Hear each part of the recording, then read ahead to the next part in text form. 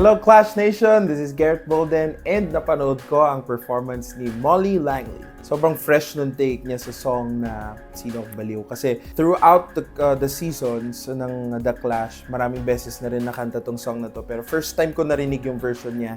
And na-showcase niya within that short period yung kanyang vocal range at saka mga vocal techniques niya.